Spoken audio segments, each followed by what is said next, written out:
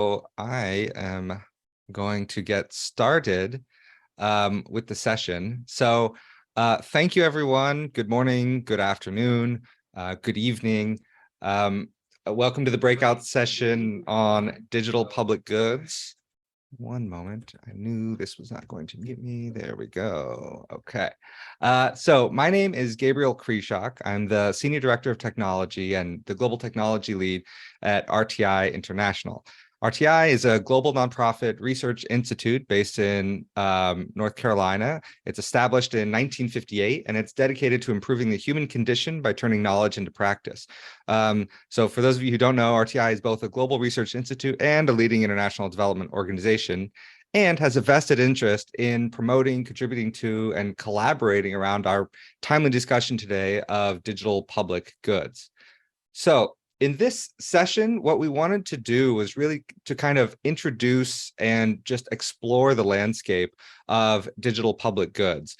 This is a rapidly evolving ecosystem that involves open source software, open data, open standards, open AI models, and open content, all of which are becoming increasingly recognized as the de facto standard for new digital development related project technology stacks, infrastructure, approaches, partnerships, and everything in between, right? So it's becoming sort of the way that we organize a lot of the thoughts around this. And so that's why we thought, let's have a discussion about it. Let's get it more into the mainstream of this community.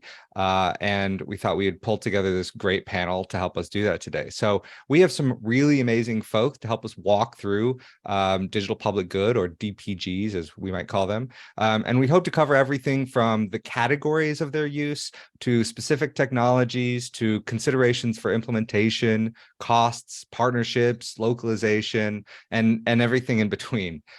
We don't have any slides today, so we're not going to bore you with walkthroughs or talk to specific things. We really wanted to keep this as an open discussion with these panelists and really cover as much of this as we can, sort of an introduction as well as going deep in some of these areas around what's happening in the DPG arena right now. Please feel free to use the chat, ask questions during the presentation. We have Iris here who's going to help us let us know if there are some interesting or relevant things we need to cover as we're talking, as well as at the end. We'll make some time as well, depending on how much time we have left if we get to the main points, to be able to open up the floor to all of your questions and discussion points too. So please feel free to let us know about that as well. Without any further ado, I'll go ahead and introduce our distinguished panelists. So I'm going to start, and I'm just going to look at who I can see on the screen. So I'm going to start with Alana Welch, who's our digital strategy lead and senior advisor at USAID. Alana is the team lead for the implementation of USAID's first ever digital strategy, and she leads USAID's digital public goods and digital public infrastructure practice. So we're very excited to have her. This is obviously, she's one of the best people to have from USAID on this and tracking this all the way through. We did have one change. Moving on. Unfortunately, Liv March Nordhag could not be here today due to a scheduling conflict, but we are very, very lucky to have available from the Digital Public Goods Alliance, Ricardo Torres here. Ricardo is the technical coordinator and community manager at the Digital Public Goods Alliance. Prior to the DPGA, Ricardo spent over 6 years managing, hosting, and leading community-driven programs and projects focused on technology at Code for Mexico, Microsoft, and others. So we're really excited to have you. Thank you for stepping up last minute, Ricardo. Really appreciate that. Next, we have Mala Kumar, who's been the Director of Social Impact and the Tech for Social Good program at GitHub. Mala is a leading tech for social good practitioner with a strong background in UX research and design. Using her deep knowledge of the tech and international development industries, she's created a lot of the cutting edge programs on the social impact team at GitHub, one of the world's leading software companies that I'm sure we're all familiar with, and has been instrumental in some of the reports that have just been really fantastic. And hopefully she can talk about some of these around the social sector and work that GitHub has done in its research. It's been really fantastic. And then finally, last but not least, my colleague, Carmen Striegel. Carmen is the Senior Director of Education Technology at RTI International. Carmen's work at RTI focuses on the intersection of neuroscience, technology, and learning. She designed Tangerine, our open source software that facilitates electronic data collection, continuous student assessment, and program monitoring. And I'll just say Carmen has been instrumental in sort of getting me up to speed on the work. There's the vast amount of work that RTI has done in this space since I began in this role. So now that we've sort of introduced the panelists, what I'd like to do is turn the floor over to them. So maybe we could go around and just sort of talk maybe about the relationship that you and your organization has to digital public goods, either formally in the case of, DPGA, for example, Ricardo, or informally in the case of working just through and with, at a very high level, working with open source, open standards, and open data environments. So maybe, Ricardo, we can start with you, and I'll turn the floor over to you to introduce yourself and a little bit more about your organization. Sure. Thanks, Gabriel. So hi, everyone. Thanks for joining. As Gabriel mentioned, I lead the technical community and some of the efforts behind the Digital Public Goods Alliance. So we are basically a multi-stakeholder initiative confirmed by the UN, governments, private sector, and other multilateral organizations. And actually, both USAID and GitHub are both DPGA members. And our main role at the DPGA is to basically facilitate this discovery, development, and investment in general in digital public goods, and to help accelerate the attainment of the Sustainable Development Goals, especially in low and middle income countries. So we try to bring together all of these actors to put together the necessary resources in order to make these digital public goods available for everyone, and that the impact they create it's well-funded, technically documented, and also coordinated between the different actors in this ecosystem. Awesome. Thank you very much. And I'm sure we're going to talk a little bit more about your work. I just think there's so much interesting that the Alliance is doing these days. Okay, next, let's turn it over to Alana at USAID. You can tell us a little bit about your role and how you've been interacting with digital public goods. Sure. Hi, everyone. Good morning, good evening. I'm in Zimbabwe right now, actually. So it is evening my time, and apologies if my connection turns poor.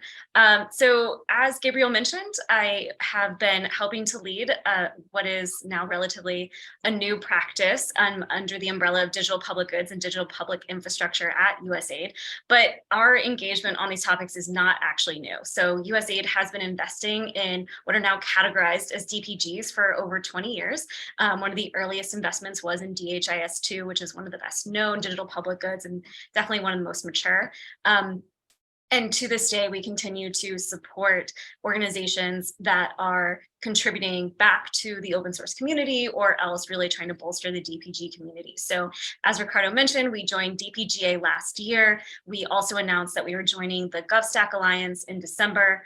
And for many years, we've been a funder of the Digital Square initiative, which really supports DPGs in the health sector. So we realize now that this topic is really becoming of great interest as countries move towards digital transformation post-COVID, having to have gone online largely within their communities for so long at this point, that we needed to turn more attention around this topic. And so we really started to look at multilateral engagement, working with our other donor partners, with our multilateral partners, to see where USAID could really fit in with this community. We helped to launch the DPG Charter Initiative that began last January and culminated in the final charter being put forward at the UNGA, at one of the UNGA events last September, and is in the process of getting endorsements right now. And we also have been working with our interagency colleagues on the digital public infrastructure topic related to G20. Now the government of India has that presidency and has really highlighted this topic into that political arena. So we're really looking at how USAID can help to influence these agendas and bring a lot of what we've learned and our experience to the sector, to the space, and help to bring new voices across the US government and as well. Thanks. Oh, thank you. Yes, there is a ton there and a ton that USAID is doing. And I think that's really fantastic. And I love the couple of examples you brought up. I think we're going to talk a little bit more about them. I'd love to hear more about them and just some of the future for those too. I mean, DHIS2, of course, is well known and is kind of the one that folks can gravitate to, but there are just so many others as well, and so many other places to get a foothold, in addition to just all the other work you're doing around just building the coalitions around this space. Okay, next up. I'm going to call on Mala. Mala, I would love to hear from you about some of the work that you've been doing. I know it intersects with a lot of this as well. Yeah, sure. Hi, everyone. So I'm Mala. I'm the now former director of Tech for Social Good on the GitHub Social Impact team. So I started and led the 5 programs under Tech for Social Good, a lot of which had to do with open source. As many people probably know on this panel, GitHub is the host of pretty much all of the world's code, or the critical mass of it, including open source software. And that includes tools, applications, data, content, almost everything open source. You can kind of look to GitHub as being one of those, critical platforms for hosting the actual code. And that extends to open source and what we call the social sector. So basically these organizations that are for-profit and nonprofit that primarily work on the sustainable development goals. So I think it was like almost 4.5 years at this point, I was giving a presentation on some of these tools that are hosted on GitHub. And somebody from UNICEF, a guy named Victor, came up to me and said, hey, I'm thinking about creating this thing called like the Digital Public Goods List. And so that was kind of like the precursor to what the DPGA is morphed into. And at first I'll be honest, a little skeptical of the idea, just because there's been many attempts to create lists of open source tools, but the approach that the DPGA ended up taking was quite different, in the sense that they created an open standard.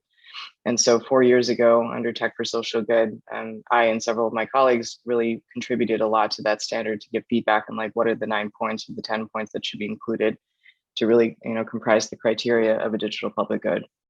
And then since then, in the 4 years, we did a lot of work with the DPGA, really looking at the tools and how they're hosted on GitHub, if there's commonalities among the actual tech stacks, for example, where are people contributing? What can we do with developer communities? How can we improve discoverability and usability through GitHub? A lot of work that will probably continue in perpetuity, honestly, as developers collaborate in different ways. And of course, now with the rise of AI and generative tools, that will create a lot of the code going forward. So one of the things that's just an interesting fact is in our second research paper on open source in the social sector, we did do a profile on 4 different countries. Those were India, Kenya, Egypt, and Mexico, actually. Ricardo was thankfully one of our contributors there. And we found that 88% of all digital public goods are still hosted on GitHub. So if you're thinking about how to engage with that code, then there is a lot of discussion around just being able to use the platform itself if you want to get to the code and manipulate it in any meaningful way. I'll stop there. Awesome, Mala. Thank you so much. And I really appreciate that, the context and the background. And I think also that initial skepticism too. That's one of my questions on how we think about this and why another sort of list. I think we need to be asking that question. All right. And finally, to round out, I will call on my colleague, Carmen, to talk about your relationship to digital public goods and the open source sector and all of this. Thanks, Gabriel. So, working at RTI International as a research institute, our work really falls on sort of both sides of the spectrum, the truly open source spectrum, which a lot of my work and that of my team has really situated itself. But also we have work that is really, protect like Fort Knox, because as a research institute, data privacy and a lot of the work that we do, really lives from the integrity of our ability to protect some of those things. And so we have a really wide spectrum at which we also need to orient ourselves in terms of our business processes and where we can feel that we're really providing technology at the right point, because all of those tools also require different approaches to support, different approaches to capacity building, etc. In international development, we have really very strongly positioned ourselves at the open source spectrum and have done so for a very long time. Tangerine from the beginning was conceived as an open source product with the intent to really meet a need for a, then relatively unique data collection platform that was really offline first. We're one of the 88%, Mala, that are hosted on GitHub and have always been. So we have been very faithful with your team there. And been very, very happy with this opportunity to also sort of engage with the larger programmer community. But I think the important, and I know some of our conversation will be going to that also, is that with these tools also comes responsibility. And I'm looking forward I know, Gabriel, some future questions to really talk a little bit about what does that mean to actually support an open source product, particularly for us as a research institute for whom that is not the business model, right? That is not what we do on a day-to-day basis, as Tangerine really in many ways was a byproduct of our work. So I will stop here and leave that for your next question. Well, you make it very easy to answer that question, Carmen. I think that's an obvious answer. How do we support open source? Just kidding. No, that is one of the big ones. Why don't I thank you all for these presentations, and I think even with this, you've given me some other ideas to think about, and have really sort of clarified or expanded on just the scope of who's involved in digital public goods. I'm going to start with maybe what I hope is a softball question, but I think has been brought up. Why? What are we talking about when we talk about digital public goods? And how is this different than what we might have seen before? So if I'm an audience member saying, okay, I know about open source software, I'm familiar with open standards, I'm familiar with open data and open content, why do we need to package it up as digital public goods? Isn't this just where the landscape has gone anyway, just sort of a natural evolution? So what is the advantage of thinking about it as this sort of bundle of digital public goods, and how does that definition help us? I know it's a little bit controversial, but I'm wondering if one of you or any of you have any initial responses to how you think about answering that question. Yeah, I mean, I can give some perspectives from the private sector. So I talk about this pretty constantly, or I did, as the director of Tech for Social Good, just the difference between what we see with open source and what we call the social sector, and then open source in the private sector. So typically open source in the private sector these days is morphed into something that is mostly a corporate driven machine. So the majority of big open source tools out there, whether you're talking about APIs or frameworks or, full on packages and tools like often digital public goods are, and I'll talk about that more in a second. There is some kind of financial mechanism through the form of a corporation. And for those that are not driven by corporations, that are more of these informal community based products, GitHub launched GitHub Sponsors about, 4 years ago. So basically organizations or people can make direct contributions through the platform to support those developers who are working on these tools. In the social sector, we don't necessarily have that equivalence. There are tools that are funded by organizations, but often, as we all know, this is the very common issue. It's for iteration 1 and not iteration 2 through infinity that actually need to make a tool a viable product. And there's a lot of funders who still feel like they give money for their initial 5-year plan, and then that's it. The tool will somehow magically morph into something that's usable, extensible, compatible, interoperable, all of those buzzwords. Whereas in development in the private sector, there's a continuous development because either there is a driven, efficiency that a company will get out of the open source tool, or there's just a community behind it that really cares about the product. And so I think one of the issues is just like giving visibility to the fact that there are digital public goods out there that need funding, that need, support, that need community-driven management. But then the second reason that we really see through the research we did was, in the private sector, almost always open source is created as a tool of efficiency. And so if I want to make my server run faster, if I want to make this tool interoperable with this thing, if it doesn't already exist out there, then I can create an open source tool to fill that gap. In the social sector, the number one benefit we see with open source really is the reduction of duplication of efforts. And I will say this 1,000 times, the community building part is really important, but it's really the fact that if you're trying to build for a public health emergency or some kind of education program, it's not to say that there can't be multiple tools doing the same thing, but it's good to know what's already out there before you go and try to build something else, because funding is limited and often time is of the essence. So if you're trying to do something that's a humanitarian disaster, a public health disaster, something that 1 week of duplicated time is really a lot. It's better to go with the tool that's already there if possible. And so I think there's a visibility aspect, a discoverability aspect with the digital public goods. Absolutely. That's a great answer. And I think you really makes an argument for the sort of, together we're stronger, in the sense of, the open source platforms, software pieces that we have in the social sector are very different. And let me know if I'm repeating this and echoing it back incorrectly, but my understanding, is that basically, since we have such a different model in the social sector and then tech for social good, that, it is common for these projects to sort of start with a different mindset of, it's a 5-year contract or cooperative agreement or grant, and it doesn't have the same sort of, community investment, or it doesn't have the same sort of, private sector in long-term investment of saying, even though it's open source, the private sector is still going to invest in something in a longer term window than maybe the social sector would, just because it's got a different sort of incentive model. So by pulling these things together, by pooling them into sort of this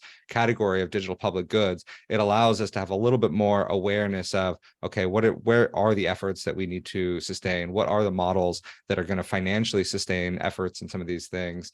And what are the sort of community models that we can have people build on? So I think that makes a really good, from my perspective, it makes a lot of really good sense for the importance of these things, and the importance of, it's almost like a union of social sector software standards and practices. Yeah, other comments, sort of how you think about digital public goods, and maybe I'll put sort of one twist on it, and I'm going to maybe highlight Alana. I see a question that came in about digital principles and how this relates to it. I mean, we've got sort of, I mentioned open standards, open source, open content. This is one of the digital principles. So, how does this relate to what we already have in the sense of promotion of those principles? I assume that question's aimed at me. Yes.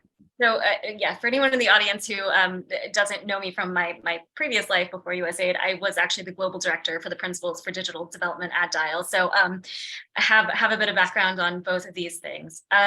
So when it comes to updating the digital principles, I mean, I think I started a conversation around this possibility about 5 years ago before I left, because at that point, the principles were going on being about 10 years old, and the pace of technology changes quite rapidly in how we use it and what is developed, right? Like 15 years ago, we weren't talking about AI models as a real thing that could tangibly be used in our work.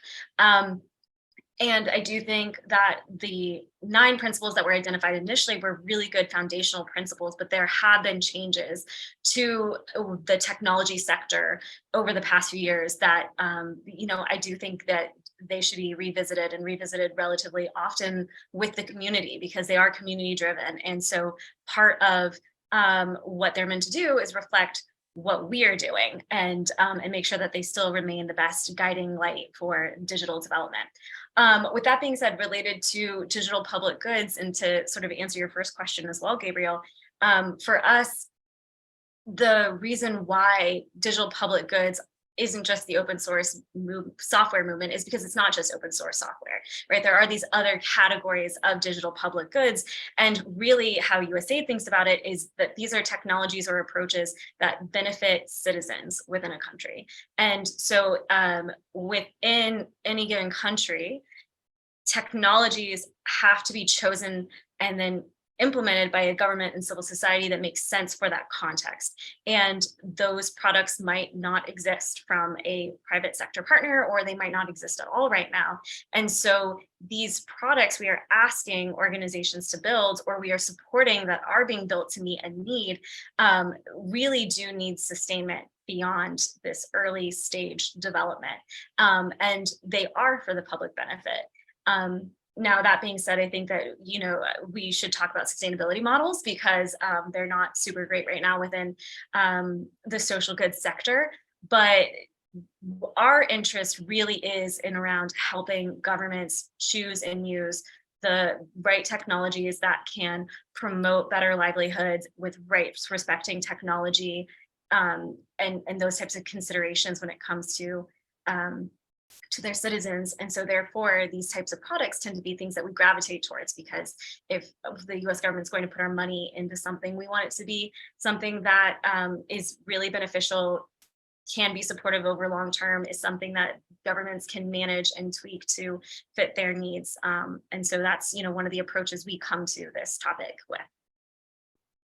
That's a really great response, and I really appreciate you connecting, obviously, your experience from the digital principles up through now today, through the USA digital strategy, and then through today on the digital public goods efforts and sort of considerations. I guess just to put it sort of very bluntly, do you think it sounds like clearly there is a relationship between, there's agreement, I will say, between the digital public goods, the idea of them, the promotion of them, and the digital principles themselves, right? They are aligned. But I'm wondering, like, just maybe your opinion, like, if the digital principles were created today or recreated today, would an emphasis on digital public goods be in there? Or is it kind of a separate concern? The digital principles are really about the approach to technology.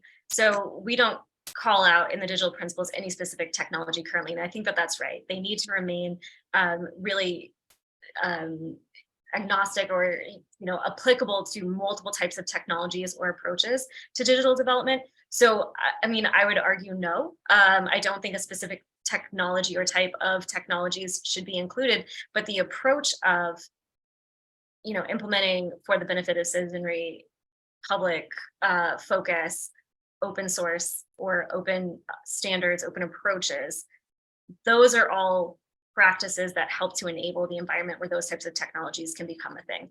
But yeah, I would stand against calling out very specific technologies as opposed to approaches to technologies, which is how the principles can be really applicable to multiple sectors and types of technologies. I think that makes sense. I think that's a perfectly good and logical answer. And I think I think that sort of, from my perspective as well, that's sort of a shared ancestor in a way, that they all go towards the same thing, but they're packaged, they're promoted, they serve different functions at the end of the day.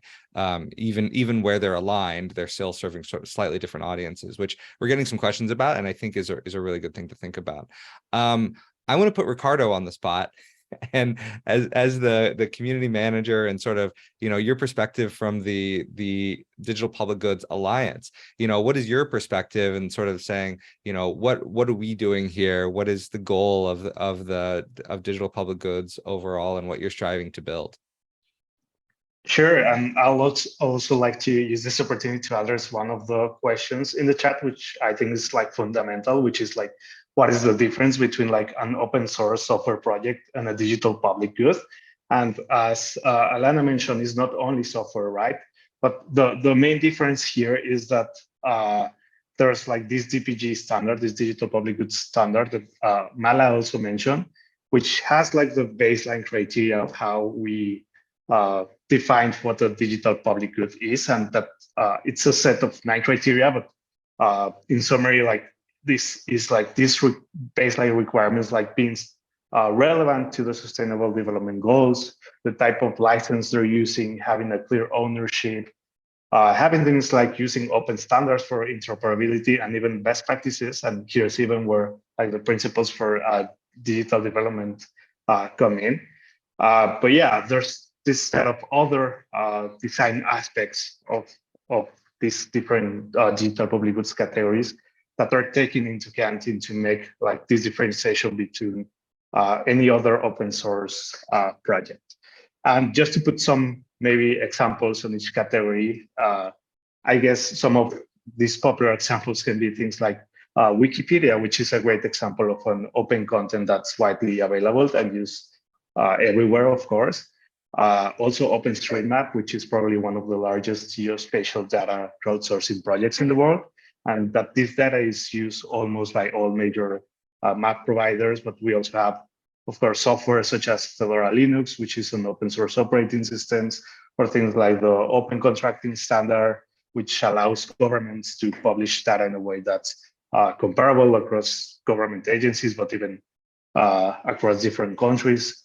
So we have multiple categories and multiple value created through digital public goods.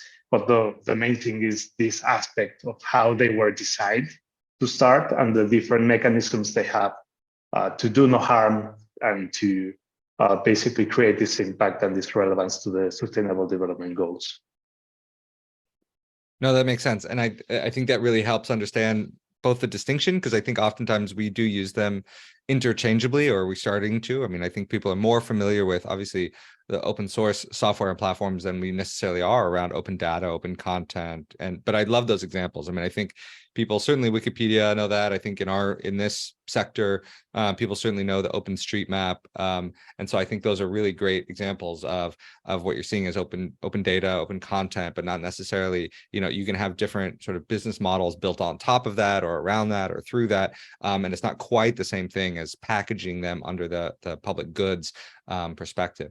But maybe I'll keep on this, just because I think with the Alliance, or maybe I'll pivot to start of this other question, because I think you're going to be key to answer it. Really good question in the chat, and I think it's well formed around the community, and that is to say, who is involved in digital public goods? I don't want to say just like who is it for, but I think obviously we recognize in the sector, okay, it makes sense. We've got multilateral organizations, governmental organizations, the donor community, the different national governments, implementing organizations, research institutions, nonprofits. I mean, everything in between, right? We've got sort of an organizational level. But how do we get citizens involved? How do we, is there a perspective where we bring in other voices, other local voices that are closer to the challenges or where some of these digital public goods are being implemented? So how do you think about that in your role? Yeah, and I think the great thing about digital public goods is that they're open source, right? So that means that their code is available, but that there's also a community around that. So anyone could, in theory, like participate or contribute to one of these projects. Of course, there's like this technical barrier. So I guess leaning more toward the question about how citizens can get involved, I guess it depends also on the model and who's stewarding each digital public good. And a lot of private companies have like different mechanisms and work really differently from like nonprofits working with these digital public goods. But I guess there's not like a really specific answer to this, but rather that there are like digital public goods that have stronger communities where you can get involved, but there are also some other ways or mechanisms where citizens can get involved. And a good example of this is, for example, all the open government digital solutions that are being developed. Consul and the CIM are both great examples that come to mind, and that they allow citizens to engage with governments and that they directly take citizen input in their design. And there are multiple ways they do this, but basically the implementation through the local adaptations is what creates this possibility to hear what people need in these specific regions or these specific implementations, and that you as both a citizen but also a user can engage with and also contribute to this feedback loop. And actually, when I was working back at civil society in Mexico, we did this, and the great part is that we use this knowledge that we gather from citizens, both that have technical and not technical skills, and brought it back to the teams behind these digital solutions. And they develop new features or adapt the features that they have according to these needs that we're presenting in this specific scenario. But I guess that's one of the examples that comes to mind on how citizens can engage and can actually interact with these digital public goods. I think that makes a lot of sense. And it's almost, and correct me if I'm wrong, but I feel like you've kind of outlined, a model where it's like, the digital public goods, it's a term that's useful, and it's a bundling that's useful for organizational reasons, for donor reasons, for a sort of way to conceptualize the community and the efforts that we're putting into it. But the average person, the average citizen doesn't necessarily need to be aware of that, but because they can be involved at the very specific tool specific level or project specific level on the thing that impacts them or will be impacted by, or the thing that they will be impacted by. And so, there's plenty of opportunities. So it really, it's almost like tool to tool to tool or project to project, depends on, sort of making sure that the community that's behind that particular project is being able to absorb and accommodate and integrate sort of those citizen voices and perspectives as well. And then as that sort of aggregates to a higher level, then that will, mean that if we've done our job correctly as a sector, that we will have integrated those community voices into the projects themselves. I think it's a compelling perspective. I think it's challenging. I'll jump in with something. Yes, I'll jump in with something. So I think it's important to distinguish between some terms. So often I see this in the social sector, the word tool and software are used interchangeably, but in tech, that's often not the case. So tool is often basically just referring to code. And so it's a piece of code or several pieces of code that perform a function. And so the majority of open source software that we see again in the private sector are tools in the sense that they don't have a graphical user interface, a GUI. That's kind of like the top layer that it lets most people interact with the software package. In the social sector, what we often see, especially with digital public goods, is a full-on application. So Tangerine might be a good example of this, where you have somebody who doesn't know how to write any code, never interacts with any code, needs to press a couple of buttons and have the software spit out a result, right? So there's a graphical user interface at the top that'll allow them to do that. Open source generally doesn't have that GUI and a lot of that other layers that go into creating that full-on software package. And so for that reason, there's actually more opportunities in the social sector, so digital public goods specifically, to engage citizens and to have like a more citizen-based process, because you've got a graphical user interface, you've got the back end of the interface, you've got the underlying information architectures, you've got the underlying infrastructure, you've got the data pipelines, you've got so many different layers that comprise and roll up to create this like unified software package. And so I think I would encourage everybody who's on this panel and thinking about, becoming a DPG or what it means to be a DPG, to not just focus on this kind of moonshot goal of I'm going to take all my software engineers to whichever country and sit them down and have this great session with people who are in the field and then build this custom application, because even big tech companies can't afford to do that. That's incredibly expensive and it's often just not feasible. But what is more feasible is that you hire a UX researcher or a designer who will go out and platform that's built on top of the software package is, compatible with the citizen usage and has like citizen informed opinions in there. So I would just for a package, the point is that there's many, many different layers and levels in which you can engage people in your build. And most tools that are DPGs are, in fact, these unified software packages that have those multiple opportunities for engagement. I think that's a really good point, Mala, and I really appreciate that sort of being more granular and discrete about some of these definitions and the terms that we use.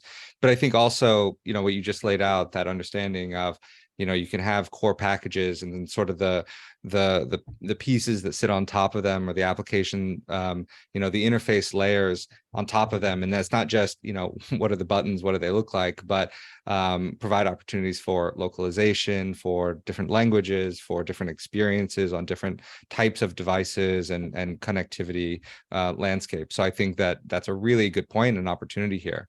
I'm going to go to, I was just about to point to you, Carmen. Don't worry, I haven't forgotten, because we've both invoked Tangerine, but I also want to get into the weeds a little bit about how you think about this, having built a platform that's used in so many different countries and is facing many of these same things that not only Mala just mentioned, but Ricardo before, as well as what Alana was saying. Yeah, I think the beautiful thing here is I have the luxury of looking back, having created Tangerine with my team even before the SDGs were around, and having been able now to learn and step in all the puddles there are over the last 10 plus years in sustaining an open source, technology such as Tangerine. But to Mala's point, it was originally really meant to be an internal efficiency tool. We were, really embarking on these large scale, early one-on-one reading and math assessments, and needed better ways to maintain and increase the quality and the integrity of the data that we were collecting. And with, 16 pages of paper-based assessment tools per child, doing that for 6, 10, 12,000 children in a country, paper was just not a great value proposition. So the starting point was a really specific need. But what happened was we showed up with this platform in the schools, to do one-on-one assessment with the students. And the teacher said, and where's mine? What, can I use this? And we're like, it wasn't really developed for this. And again, to Mala's point, this was very hard coded originally because it was, developed for a very specific use case. And so from there, our journey really began with this ongoing feedback from users and the community expressing interest for new use cases for adaptation. So, at some point we scrapped the entire code base of Tangerine and developed everything from scratch with the newest technology stack, using all open source again, but with the ability to more serve like an open platform as well, that allows all the different scripts to be essentially reflected in the platform, that makes usage and adaptation much more easy. You do not need to be a coder to use Tangerine to provide formative assessment opportunities for teachers, to provide teacher coaching, to conduct a student learning assessment, whether it be for reading or for science, grade 1 or grade 11. The platform it's nearly like a bunch of streets built for you to put your cars on top, right? And whether they're blue or green and whether they drive left or right, it really doesn't matter. But the point is that the user feedback and the community feedback is what made the product better, because it helped us really meet the need from the persons who are actually using it. And so the evolution of Tangerine and with that then also innovating on how do we sustain it, like how do we staff it, how do we make it possible for the most possible different use types that make sense for this platform to serve, was really the journey that we have been on over the last 12 plus years. But I think our experience has been, and I see there is actually one question in the chat about this, that putting Tangerine forward as an open source product has actually opened so many doors for partnerships, for making impact, for really supporting governments on their own further development, allowing the software to be used by them in the way they need. So for us, it's really open doors rather than closed doors.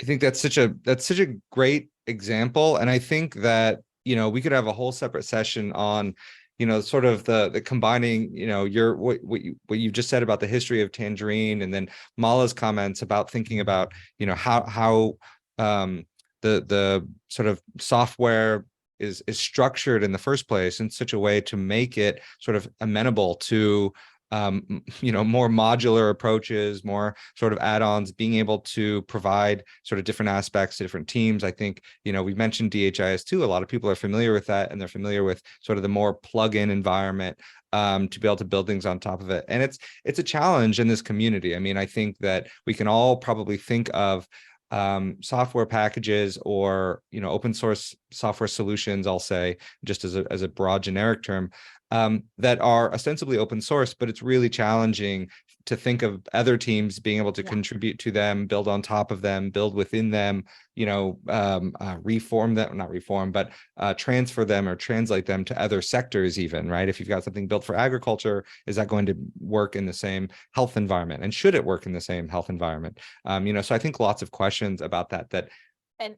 And Gabriel, if I can quickly jump in, I think this is actually a really interesting observation also, and maybe a terminology that may become more prominent, because yes, open source, a lot of the de facto value proposition was, oh, you could continue developing on it. But the reality is it's actually really, really hard to develop on somebody else's code. At the same time, when we maybe think more about open use and I don't know, displaying better the understanding that what's really inherent is that you can plug this thing onto your own server and you can maintain it. You don't have to pay anybody royalty fees. You can continue using it based on your needs. So it's maybe more open use in some way, because the actual sort of coding for an open source initiative, it's actually not trivial. And I don't know, probably the GitHub team and Mala's group has a lot more information about how many open source products are actually receiving additional code for new features and functions. where we focused on is that the usage is as open as possible and to make it as easy as possible for others to use Tangerine, whether they host it themselves or whether we host it for them. And so these are maybe also things that are important to consider. Yeah, No, I that's mean, okay. these are telltale issues, right? So in GitHub, we've spoken many times to Austin over at DHIS2 and then Clayton Sims, who's the CTO of Demagi. They've created some of the DPGs that are the most commonly used in the social sector. And even they will say over and over again, they really don't have like a robust external community. And it's not to say they don't want it, but there is this idea that was in the tech industry 15 years ago, if we build it, they will come. And I think the social sector, because they're 15 years behind, often the tech industry are now in that mode of thinking that I built this great tool, so the private sector is going to come in and they're going to help me do everything. And I'm going to totally find the right software developer just by like tweeting about it 2 times. And then it's going to be amazing. But in reality, it's very difficult to get external contributors who, 1, understand the context of what you're building, 2, have the exact right skill set, 3, have the available time, and 4, can go through any onboarding you may have. And often these tools don't have onboarding because it's a full-time job to have somebody like Ricardo be a community manager and make sure that these people can come in and be successful to contribute to that work. One of the last things I did actually when I was at GitHub was launch a DPG open source maintainers program, community managers for maintainers, with the idea being that we were going to help basically source these DPG community managers who would work with the maintainer. So the person who's primarily in charge of keeping that tool up to date and working publicly, and basically have that person then go try to find viable contributors into the tool. But it's very difficult to do that. And there's multiple people that are usually involved to make it happen. So I saw the questions from Anand and Nick, very good questions in the sense that there needs to be more private sector collaboration with these DPGs. But in reality, to find the right people, to fund the right people, to make that happen, we're not there yet. So I think there's a lot of work that needs to be done to just understand kind of the role of community managers in the social sector, instead of like trying to create these like giant hackathons where you have 1,000 people who come in for a day and then create a bunch of ideas and ultimately create a lot of tech debt, instead of going into these more sustainable ideas where we can get maybe 1 to 2 software developers who are going to volunteer 10 hours of their time a month, and that'll make a big deal for something specific that we actually need. So I think just being more realistic about how community engagement really evolves, and then what that is going to entail, and then realistic about what the outputs are. Because honestly, if you're trying to build a full-on tool, then you probably need a full-time software developer. And so you need to first find the funds to have that, and then have a community manager on top of that who can bring in these external community members, rather than assuming that there's going to be a critical mass of people who will come together and create these tools. There's only very few models that have worked, something like Code for America and their brigades, for example, but those were funded. And so unless you have somebody who's really there to do that work in a paid capacity, it's unrealistic to think that, magically this collaboration is going to happen. I think Mala, I love this response, and I think you've touched on so much of what I wanted to hit on too around and did I just cut you off, Alana? Were you going to say something? Okay, I'll let you go ahead, and then I'll ask kind of the follow-up question. I was going to build on what Mala said, because this gets to the sustainability question that I brought up earlier, because it's not even just thinking at the development stage. There is also then, how do you maintain these products over time, and how do you attract the talent to do that, and code updates and then push them, and then work with the governments who have now adopted these technologies to make sure they have the latest, or attract local talent to come in and spin off new instances for those governments. And that's, I think, one of the biggest challenges that we also see on the donor side, which is how do we build that local capacity? How do we think about sustainability over the long term and start to do that skill building and get that pipeline of talent in, and then make sure that it is financially attractive enough for people to want to take those roles within those countries. And so this problem is actually not just at the beginning, it is throughout the entire system of DPGs. And this is one reason why we really advocated for the DPG charter to be created, is because we want to just highlight what those gaps were and start to mobilize support to start filling them and addressing those major challenges. I think that's a really good point. And I think that that kind of links up what I wanted to follow up with. I know we've only got 11 minutes left, so I kind of wanted to kind of combine, I'm going to combine my question with some of the things in the chat. And I think Molly, you hit on this, but incentives, right? Like, how do we make sure that we can incentivize the right folks to be working on the right projects? And obviously that's a big part of what we're talking around when we talk about digital public goods in general. But I think there's just a lot of questions and maybe some skepticism about the ability to get the private sector, whatever configurations that can be, whether we're talking about organizations, whether we're talking about engineers themselves, or and I want to blow that up to be more than just engineers, to be people, product folks and community managers and other folks that want to be engaged in more, tech for social good sort of examples, projects, efforts, initiatives around the world. How do we make sure that we can incentivize them to do it? And, I'll just say one of the good questions in the chat, they're all great questions, of course. One of the ones that I see here is, is there a private sector equivalent of the digital public goods? And also, how do we just get more people excited to be able to work on them in general? I will say I have a caveat that, I think that one thing we always think in our sector that we're unique and we're special in so many ways. And I do think we have sort of specific considerations that we have to think of for tech in the social goods space. We have different models. We have different sort of priorities around sustainability, around responsibility, around resilience, things like that. And but it doesn't seem to me in this particular area in open source and getting, making sure that we build incentives to get people to contribute to them, that we're any different than any of the other open source platforms, software solutions that we're seeing. Everyone seems to struggle with this and sort of, how do we build incentive models? How do we build communities? How do we ensure that we're getting the right folks to the table, not just in terms of, pushing GitHub pull requests, which of course is challenging in and of itself, but in terms of making the products themselves actually useful and workable. So I know I just said a lot, but I want to back that up to, how are we thinking about the incentives to get the right people to the table to be able to work on these particular projects? And I'll throw that out to the group and whoever wants to sort of answer that with your perspective. I mean, this is a telltale issue across open source, right? It doesn't matter if you're talking about the social sector, if you're talking about governments and the public sector, or if you're talking about the private sector.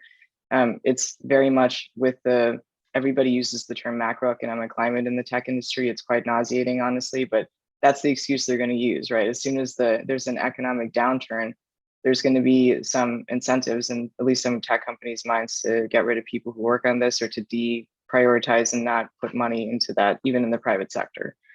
So again, it's not like a unique issue, like you said, Gabriel, to this sector, but I do want everybody to be realistic about that. I think one thing that's promising is definitely this shift to less of productization, which is often what we've seen in tech for social good and ICT for D in the last 10 years. Again, coming on the tailwinds of the tech industry 15 years ago, there's this idea that if we build an app, or we build an application, or we build some kind of like mobile whatever, then it's going to somehow solve the issue that we're talking about, even though we all know that no one product is going to do that. And I think this conversation is largely beyond the point of any one product or tool being sustainable, and more just how do you create something that is just more incentivized at kind of, again, the macroeconomic level. All of that jargon is to say, I think this idea of moving away from digital public goods as tools into digital public infrastructure, where we equate these kinds of tools to be part of like a bigger system, just like you would build a road, for example. Can you move into something where a government has like digital public infrastructure that powers its identity systems, that powers its services systems, all of these things that governments need to function? That's obviously a very big telltale thing to look at, but there are some signs that it's working. So for example, Open Forum Europe collaborated on a study last year looking at basically the economic gains that came from open source tools, and they found that it was in the billions with a B. So there are moves to show that if you create open source tools, then you can create that efficiency at national government level. So maybe we should be talking more about that rather than these individual tools, and how do these tools kind of vie for a very small pool of money? can we say if we built this digital public infrastructure that, at least in theory, is extensible and modular and interoperable with different systems to provide necessary services, are we creating economic efficiencies at the macro level, at the national government level, that then incentivize these governments to turn around and actually pull people from the private sector with competitive salaries and mission-driven work? So I think there's a lot to be done in that realm. The government of India is doing a great job, I think, of really prioritizing open source tools. The overwhelming majority of contributions we saw in our research came from Indian developers and Indian organizations. So I think those individuals that are really pushing the development of digital public goods in India and are looking at it with the governments, like at the national and at least at the state level, which in India is many millions of people, that's probably a more sustainable way than us talking about, one-off individual tools somehow going out and some magically like securing money for the next 10, 15 years to stay viable, when even in the private sector, tools that are in theory generating or reducing costs in the millions or billions of dollars for corporations are having trouble staying sustainable. Yeah, I think really, really excellent points. And I think that I mean, not the easy, this is the hardest question to answer, I think, when we start talking about incentives and how to align these things. And, it's not just a question of money. It's often a question of money, but I think that it's the whole ecosystem, right? How do we pull all these things, these threads together, and to make sure that what we're actually looking for at the end of the day in terms of, outcomes and deliverables for these communities actually can be met by some of the granular steps that we're taking together, whether it's building pieces of software, building on top of software, building out projects and programs around the world to be able to do them. I know we've covered a lot. I want to leave the last points for all of you to see if you have any closing remarks, knowing that we have 4 minutes and then they're just going to turn it off. So please be brief. But yeah, I'll turn it over to whoever wants to go on our side. I wanted to add to Mala's point, so why don't I just make that closing statement? What I wanted to say is, I think in my experience sort of shepherding Tangerine through the last decade plus years, it's not just about incentives. I think what it really comes down to us is how do we continue making sure the tool delivers value for the teachers, for the learners, and for the people that support them. And it has been my experience, maybe fortunately so, that as you continue to deliver value, we have been lucky enough to continue to find ways to support the development of new functions, new features, new versions that add to this ecosystem of what this tool is about. That's really like, supporting teaching, supporting learning. Up to a point where Tangerine is now used in agriculture, it's used in health for very, very specific purpose, but always under the umbrella of how to contribute to impact, how to add value. But certainly we had to build a business model that allows us not to make money from it, but to break even from it, to continue improving it, to continue widening its usefulness for the persons with whom we designed this and whose work processes and experiences it helps to improve. So that's really where we start with what we do.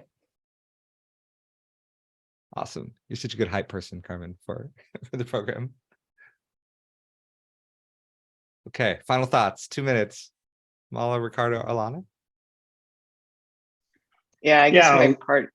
Yeah, No, sorry, Ricardo. no, My sorry. parting thought is pretty basic. So again, if you're thinking about creating an open source tool, software, whatever, tech is very complicated, to say it reductively. There's a lot of different things that need to come together to make your application. So even if it's not feasible for you to open source the entire tool, the entire platform, the entire software, think about something that you can open source that would actually be valuable to the community. There's numerous examples that have come out of the private sector, Signal being a really, really strong example, where the top layer, the GUI that was open source, was downloaded a couple 100,000 times. The underlying engine was downloaded, forked on GitHub is the term, a couple million times. So there might be something that you've built that is useful to the community, even if it's not the full-on application. So just try to think a little bit more granularly, rather than going straight for this moonshot goal that everything has to be open source, because realistically, Tangerine is a great example of an application or software package that is completely open source, but the majority are not that way. Thanks, Mala.